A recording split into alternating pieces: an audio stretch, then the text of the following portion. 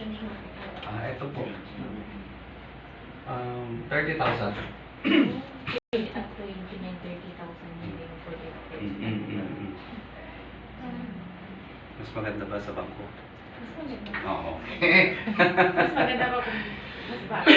Mas bata. Remember, in life insurance, Diba? mas mataas yung edad, lower yung Premium. coverage.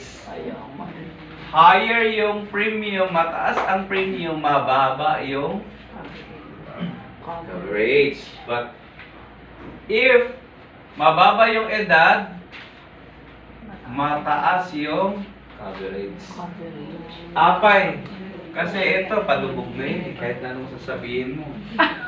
Lalo na pag 50 years old, katulad ko, it would be lucky for us to live another 20 years. 53 na ako. 17 years na lang, wala na ako sa mundo, no? Yan ang sabi ng Bible eh. We go to the Bible.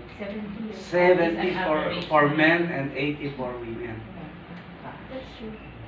Sabi naman sa Isaiah 56, ano? Kinukuha ni Lord ng maaga yung tao because ayaw niyong may naghihintay na hindi maganda na ano. So, ayan. Okay? So, aside from that, can you move sa mga other niya? Ano pa ba ang kasama niyan, ma'am? Ito po yan, ma'am. Kung nagkaroon ka ng guaranteed milestone increase, ma'am, pag ano ba yung mga milestone sa buhay ng tao?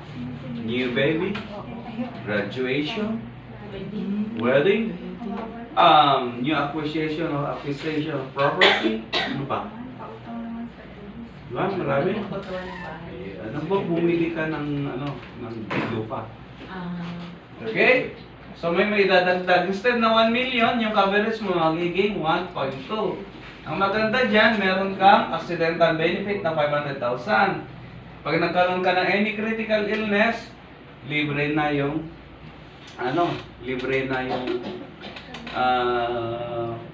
policy mo. Pag after 90 days, talagang karoon ka na ng critical illness, FW din mo tutuloy. You just wait until the time. Okay? Kasi mamamatay yan after 1 year. Kung nagkaroon ka ng stage, what? Hindi abutin talaga yan. No? At least man lang, mayroon ka namang 1 million na iiwan sa family. Lalo na pag nag-graduate pa na, nagtag mo yan, isupay. Okay? Ang maganda, mayroon siyang critical illness na 100,000. Hindi man ito maging sapat, pero at least ang dami pang rugyang. Maglatang mo pa lang with Tibayo Jesse, pag-asawa. Diba? Okay? Pero kung sabi niya, eto, we are prone sa mga critical illnesses because my father died on a stroke, my mother died on stroke again, heart failure or anything. Kulang. You make it 500,000 or 1 million, much better. Diba? Pero,